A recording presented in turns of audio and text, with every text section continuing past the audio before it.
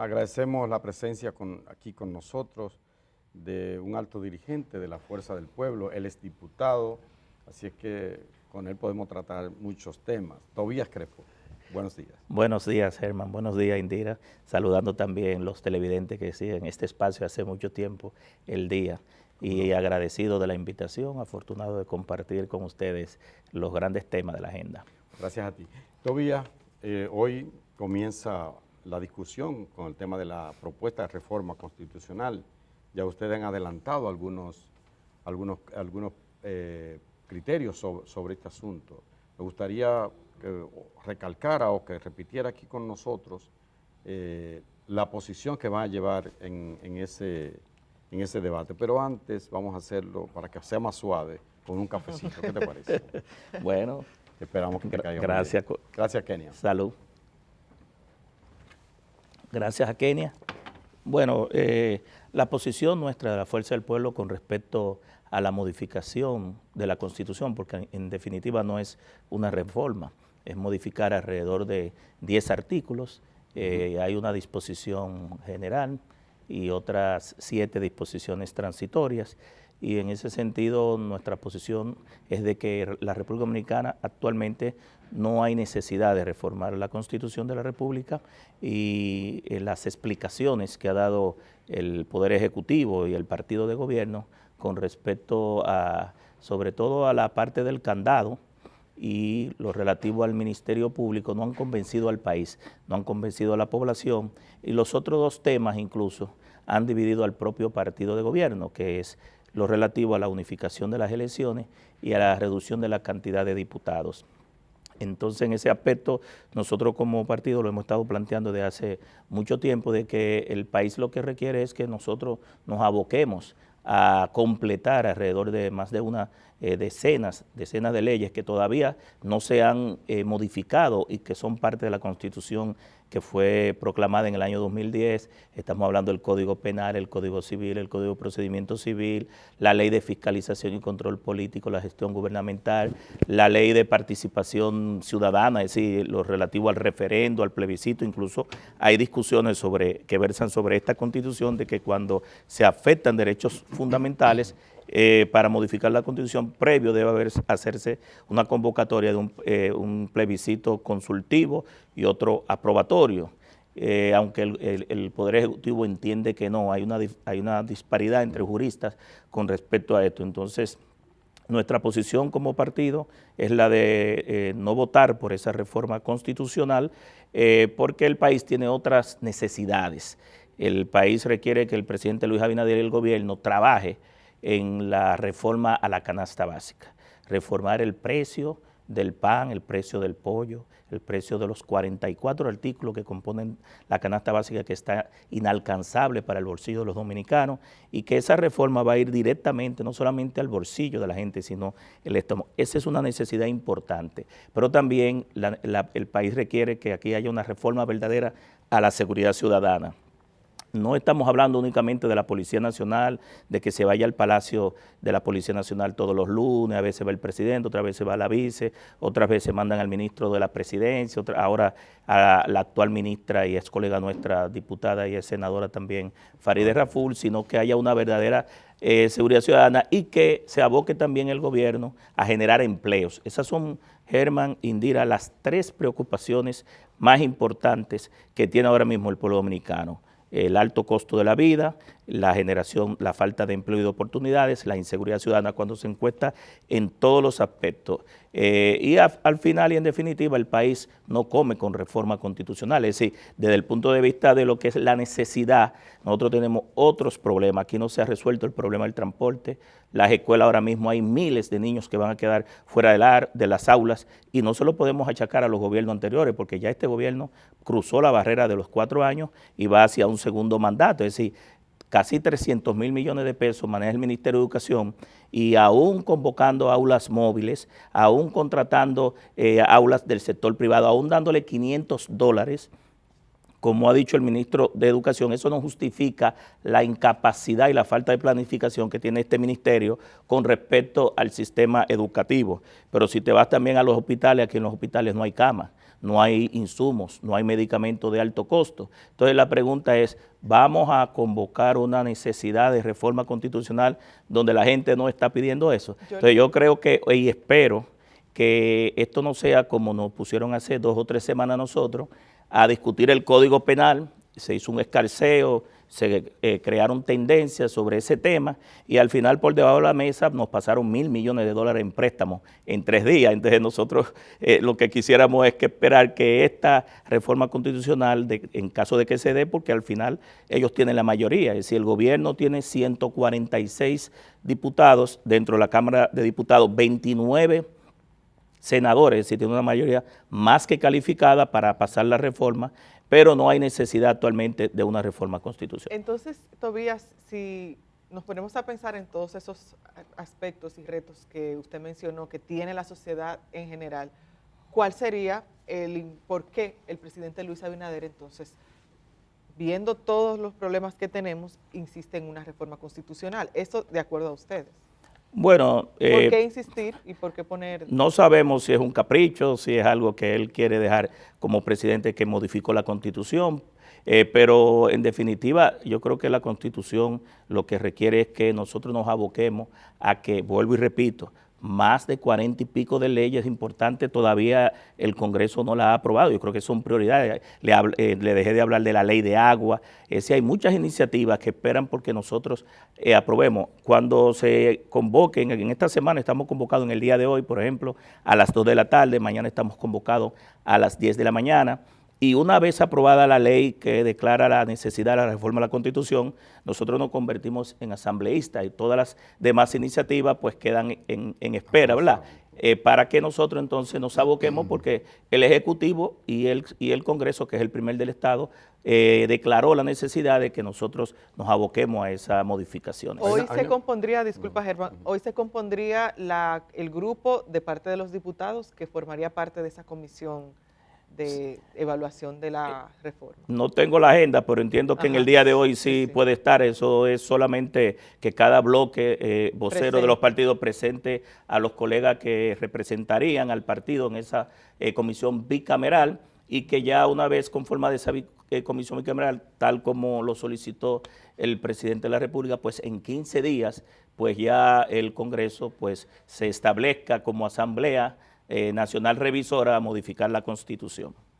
Todavía en la Asamblea, usted diputado, ayúdenos a entender, ¿la Asamblea Nacional Revisora se circunscribe a la agenda para la cual ha sido convocada o ya es libre de modificarla, por ejemplo, o de introducir otro tema que no esté?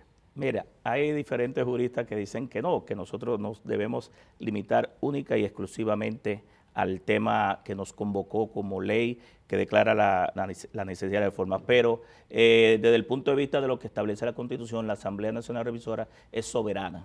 Exacto. Incluso recuerdo en el año 2015 que participé como asambleísta cuando se modificó la Constitución, que era únicamente relativo al artículo 124, que permitía una reelección adicional, porque no se permitía en ese momento que el ex presidente del Senado y senador, en ese momento quien encabezaba la asamblea era la senadora Cristina Lizaldo, que era presidenta de la asamblea. ¿No era Reinaldo? No, en ese momento era Cristina. Reinaldo tomó un turno, lo recuerdo como ahora, que en paz descanse, y hizo una solicitud, una modificación adicional, que fue el famoso candado, ¿verdad?, para evitar que el presidente no pudiera aspirar en los próximos periodos ni a la presidencia ni a la vicepresidencia. Quiere decir que dentro de transitorio que se agregó. Ese transitorio fue realizado dentro de la misma sesión de la modificación de la Asamblea, no en comisiones, porque la Asamblea a veces trabaja en comisiones, incluso establece hasta comisión de redacción y de estilo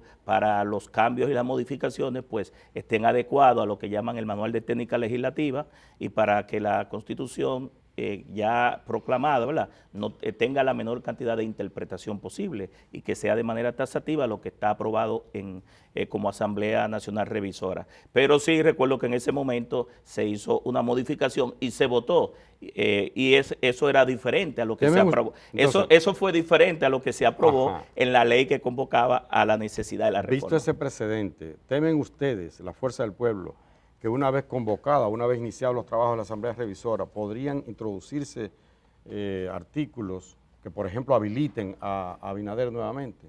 Bueno, el temor persiste y desde el punto de vista no solamente de la Fuerza del Pueblo, del país. Él ha dicho que no, del país. Que cumplirá la palabra, que Sí. cumplirá la Constitución. Bueno, él dijo que no iba a reelegirse y se religió. Mm. Sí, muchas veces en la oposición. Bueno. Decía que la reelección era maldita. Pero temen ustedes eso, que se pueda modificar. Bueno, está la posibilidad, pero en el cuanto a la posibilidad, ya eso dependerá de la voluntad del propio presidente de la República, del partido de gobierno que tiene una mayoría, porque hay que establecer que el partido de gobierno Revolucionario Moderno tiene una mayoría que ningún partido en la República Dominicana había tenido antes, lo que implica 77% que 77% en la Cámara de Diputados y 90% de los senadores. Más los alcaldes, que eso es otro Sí, aspecto eso en el municipal. poder municipal. Sí. Bueno, barriéndolo todo. Sí, pero la intención o no de si puede rehabilitarse para otro periodo, pues dependerá, vuelvo y repito, del presidente. Este fin de semana vimos como, bueno, varias quejas de parte de la gente porque los diputados fueron a una especie de inducción en un resort y empezamos a ver otros casos de cuando los congresistas salen del Congreso para tomar, ya sea para evaluar una ley o para algún proceso de inducción, pero vemos, por ejemplo, que cuando van a evaluar una ley no necesariamente eso se completa. ¿Qué usted opina sobre por qué primero salir del Congreso para otro espacio y qué le parece a usted que se hagan esas actividades fuera de ahí? Mire, yo no estuve, no porque no quise, sino porque no pude, porque estaba en reposo, pero nosotros desde el punto de vista de lo que es ese taller, lo consideramos necesario y prudente. No es la primera vez, Indira, que se hace. Yo recuerdo en el 2010 cuando entré por vez primera como diputado nuevo, en ese momento quien era presidente de la Cámara era Julio César Valentín, le tocó a él convocar ese seminario de inducción, nos fuimos varios días, un fin de semana. Realmente ahí se va a trabajar, sí. Yo te enseño la agenda que había desde las 8 de la mañana hasta las 7 de la noche, era una agenda continua de trabajo. Se volvió a hacer en el 2016, que en ese momento quien presidía era Lucía Medina, se hizo un taller de inducción para los nuevos, porque es un proceso de compartir la experiencia entre los nuevos y los viejos, es decir, pero también llevar expertos para que el legislador nuevo pues tenga la oportunidad de conocer la labor que va a tener dentro del cuatrenio. En el 2020 no se hizo, pero las razones eran obvias. Estábamos en una pandemia y no había la posibilidad de que hubiese ese acercamiento. Es decir, que ¿Y por yo qué no salir, critico... por qué salir del Congreso? Esa es porque obviamente hay que hacer esos espacios de encuentro y demás, pero la pregunta es, ¿por qué salir del Congreso? ¿No hay como que algo habilitado o las instalaciones necesarias? Bueno, es lo que se ha hecho tradicionalmente. Generalmente el Congreso Nacional, sobre todo la Cámara de Diputados, es blanco de muchos ataques de la opinión pública, los medios de comunicación, sobre temas como estos. Pero aquí todas las instituciones se van a talleres internacionales, gastan recursos de su presupuesto, y estoy hablando de todos los poderes y los extrapoderes, y nadie dice nada. Cuando es la Cámara de Diputados o el Congreso, pues el ataque es mayor. Pero eso siempre ha estado pendiente en la agenda del Congreso Nacional. ¿Y no será, mi estimado Tobías Crespo, que Maña Vieja no es costumbre y que lo que critica la gente es que se está haciendo con recursos públicos para irse a un espacio teniendo un palacio del Congreso Nacional, como se llama? Es como que si Educación dijera, bueno, la próxima semana, hoy, comienzan las clases. Vamos a llevar todos los niños a Jarabacoa, a un ¿cómo se llama? A un campamento, a gastar ese dinero y vamos a hacerlo una inducción, Indira. Una inducción en un parque, como que no tiene sentido. Mucho más inductivo, mucho más didáctico, pienso yo, que pudo haber sido, no sé qué piensa usted, en la propia Cámara, para que la gente vea cómo se puncha el botón, cómo se hace todo eso, qué sé yo. Ahí en principio, incluso dónde se va a sentar y tal, cómo se distribuyen los bloques, cómo se sientan, cómo aquello, cómo pedir la palabra. Es mejor en el mismo espacio. Ese proceso ya se hizo. y se hace siempre previo de el proceso de registro, de cómo se vota, cómo se toma la palabra y todo lo demás. Pero siempre se ha estilado esto ¿Tiene más caché ahora? Y uno respeta la opinión pública, porque hay que respetar la opinión pública sobre esos temas. Ok, está bien. Bueno, tiene más caché, señores. Y además con los cuartos suyos que lo están haciendo. ¿O lo pagaron ustedes? No, esos son Lo pagó el presupuesto. lo pagamos nosotros. Bien. Dice, el país no come con reforma constitucional, ha dicho usted. Yo creo que es verdad. Pero eso no es lo que opinaba Leonel Fernández cuando él modificó la Constitución en el 2010. ¿Qué varió? ¿Qué cambió? Bueno, la Constitución del 2010 fue convocada... Que lo rehabilitó a él, por cierto, que no estaba habilitado. Esa Constitución fue un proceso de consulta muy amplio, se estableció una comisión de juristas, se recorrió todo el país, se recogieron miles de propuestas de todos los sectores de la República Dominicana y fue bajo un amplio consenso, y no solamente consenso, sino que se permitió que todos los sectores pudieran aportar.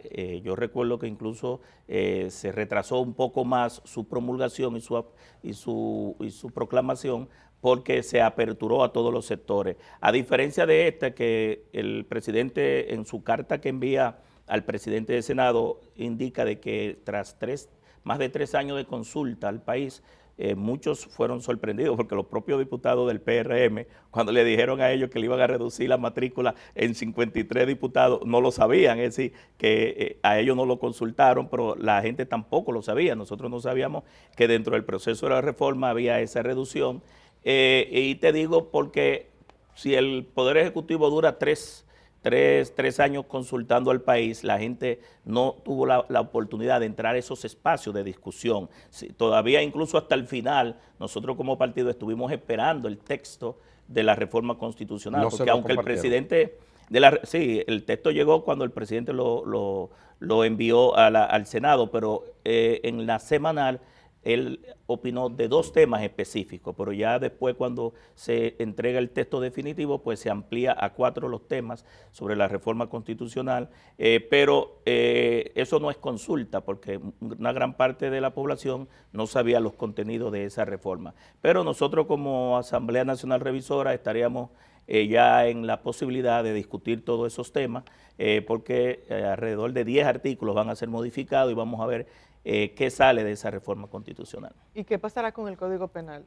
Que es algo también pendiente. Por ejemplo, vimos fin de Ayer semana una protesta de parte de un grupo de mujeres con respecto al Código Penal, exigiendo que se revise y demás. ¿Qué piensa usted ahora que inician los trabajos en el Congreso? Bueno, que ese sí es un código importante, una reforma importante, igual que el Código Civil, el de procedimiento civil, y que el partido de gobierno no tendrá excusa en estos 4 años de cómo decirle al país que con una mayoría de un 77% de diputados, 90% de senadores, no tengamos un código penal, no tengamos un código civil, un código de procedimiento civil y más de 40 y pico, 47 leyes que sí son importantes y necesarias para complementar y ajustar la Constitución del 2010 y nosotros ir avanzando en lo que le llaman el Estado democrático y de derecho. Es decir, no habrá excusa para el partido de gobierno de que no tengamos código. Puedo decirle que en el tiempo que tengo como legislador he votado 3 veces por el código. La sociedad quiere código, el país reclama un código penal y eso sí es una necesidad cuando el país lo está pidiendo, porque la delincuencia, el narcotráfico, el crimen organizado, los actos de corrupción y todas las violaciones a la ley, el Estado debe ir detrás de esos ilícitos y nosotros tenemos un código de casi 200 años. Es decir, que el Código Penal sí es una necesidad y otras leyes que son importantes y necesarias. Todavía, volviendo a la propuesta de reforma, se habla de la reducción de la cantidad de diputados. La Fuerza del Pueblo estaría de acuerdo con lo que reclama la gente. ¿Por qué tantos diputados? Lo que dice el presidente, que lo pueda bajar a 137, 53 menos. Y aprovecho para preguntarle si no estarían ustedes de acuerdo con una eliminación, con un Congreso unicameral, que se elimine. Aquí hace falta realmente un Senado de la República. Mira, la Fuerza del Pueblo con respecto a la reducción de los diputados todavía no ha planteado posición, porque nuestra posición es que no hay necesidad de reforma. Okay. Y por ende, ese tema, donde más va a tener problemas es dentro del mismo partido de gobierno. Ya lo está teniendo. Pero de hecho y de derecho te pudiera decir que es contraproducente a lo que el presidente envía en su carta. ¿Por qué? Porque tú le estás quitando niveles de representatividad. Si tú le estás bajando representación, pero estás reduciendo 53 diputados preferenciales, que déjame decirte que la Constitución dice que el voto debe ser universal, secreto y directo. Directo significa que tú marques la cara de quien tú propones, ¿verdad?, para una posición electiva. Sin embargo, le quitas 53 diputados nacionales y llevas entonces a aumentar a 20 los diputados nacionales, que con el respeto que me merecen lo que han sido diputados nacionales, es por acumulación de votos y no representan a nadie. Cuando digo no representan a nadie, no representan un territorio y no hay compromiso, lo que le llaman el contrato social con la gente que votó por ellos. Entonces, dicen algunos que es para complacer los 20 y pico de partidos minoritarios que siempre están pululando, buscando las mieles del poder, porque coinciden los 20 diputados con la cantidad de aliados que tiene el partido de gobierno, porque al parecer no tiene sombrero para regalarle a tanta gente, pero yo creo que más que aumentar la cantidad de diputados nacionales, yo creo que el diputado nacional fue hecho fue establecido para los partidos minoritarios, y muchos de ellos van aliados a los partidos grandes y pierden la posibilidad, porque era para garantizar un derecho de minorías, de los partidos minoritarios, pero muchos de ellos pierden esa posibilidad porque van aliados. Entonces, ¿quiénes sostienen finalmente esas curules y esos escaños? Los partidos mayoritarios. Entonces, en la representatividad se pierde parte de eso, pero también tú le estás indicando a esos diputados, que principalmente el logro de este partido de gobierno fue haber arrasado en las elecciones, que ese nivel de representatividad no sirvió para nada porque le está reduciendo ese nivel de participación. O sea, que ustedes creen que no debe aumentarse la cantidad. Hay que decir en honor Nosotros a la... como partido no hemos planteado posición sobre esa reducción. Y sobre la Congreso bicameral. Las explicaciones que te estoy dando, estoy hablando del punto de vista de lo que está pasando en el Congreso y de lo que significa el voto nacional, el acumulado, ¿verdad? El voto preferencial, y sobre todo que incluso ni siquiera esa reforma a la Constitución, que no es una reforma, es una modificación, porque son parchos a 10 artículos, realmente va a desprender alrededor, Germán, de más de 8 de reservas de leyes. Es decir, que ahí el presidente de la República, creo que en el párrafo final de la carta que le remite al presidente del Senado, indica que espera que en estos próximos 4 años se aprueben las reservas de ley que va a desprender esta Constitución y las que faltan, pero las que faltan son muchas. Es decir, estamos hablando de 40 y pico de leyes, es decir que en 4 años nosotros deberíamos completar las leyes que están pendientes más la reserva de ley que esa propia modificación constitucional va a desprender. ¿Y lo de la Cámara unicameral? Bueno, aquí se ha hablado sobre la visión bicameral, hay países que lo tienen, pero yo te pudiera decir, con la experiencia que tengo allá en la Cámara de Diputados, que pudiera tener un nivel de representatividad la posición de tener una sola Cámara, porque somos un país pequeño, pero en la Cámara de Diputados, Indira, es donde mayormente se hace el trabajo de carpintería de las principales leyes. Así que la posibilidad o no de que haya una sola Cámara pudiera existir, pero los argumentos que está usando el Ejecutivo para reducir en 53 diputados no son convincentes. Estamos hablando, por ejemplo, de 1.000 millones de pesos, ¿verdad?, para 53 diputados. Sí. Pero este gobierno, el presidente atacaba en campaña que el gobierno anterior gastaba 1.400 millones en publicidad y este gobierno gasta 10.000. Es decir, en publicidad el gobierno gasta 10 veces lo que serían los diputados que se van a reducir, pero si te vas a las pensiones solidarias, en el año pasado, 2023, el gobierno puso 20.000 pensiones solidarias de 6.000 pesos, que no son pensiones, son nominillas a dirigentes del partido de gobierno que han llevado las pensiones supuestas solidarias a 45.000. Eso representa una erogación de más de 3.000 millones de pesos. Pero nosotros tuvimos un ministro de Medio Ambiente que dijo que un periodista famoso tenía una nómina de 1.000 millones de pesos, el equivalente a los 53 diputados, que creo que le nombraron un hijo ahora en el servicio exterior. Y nadie dijo nada. Es decir, el ministro que quitaron, Sarah Hatton, dijo que solamente un periodista tenía alrededor de 1.000 millones de pesos en una nómina. El equivalente a los 53 diputados que se están reduciendo. Aquí lo importante es ir a una calidad del gasto. ¿Por qué? porque este gobierno ha aumentado la nómina en 116,000 empleados nuevos. El 92.57% del presupuesto es gasto corriente. Los presupuestos de este gobierno no han ido a inversión de capital. Entonces, si tú me dices que nosotros nos iríamos, por ejemplo, a una propuesta del propio diputado Ferreira, que nosotros aprobamos una ley de las regiones, y hay 5 regiones, entonces el problema de este país... 10 regiones. 10 regiones, pero yo me pregunto, ¿el problema de la República Dominicana somos los diputados? 1.000 millones de pesos. Yo pregunto, o que hay, por ejemplo, como dice la ex colega mía, diputada, senadora y ministra de Interior y Policía, que ella dijo que había que reducir 57 instituciones que no aportaban nada. No sé si lo recuerdan. Retomemos esa propuesta de nuestra ex colega y hoy ministra flamante de ¿Está usted de acuerdo entonces que se reduzca el tema? Aquí hay muchas instituciones. Recuerda que yo cuando propuse la ley 637 reducimos 5 instituciones. Yo creo que aquí hay instituciones que hay duplicidad. Como por Entonces, ejemplo. al parecer, por ejemplo, INESPRE, Instituto Nacional de Estabilización de Precios, INESPRE.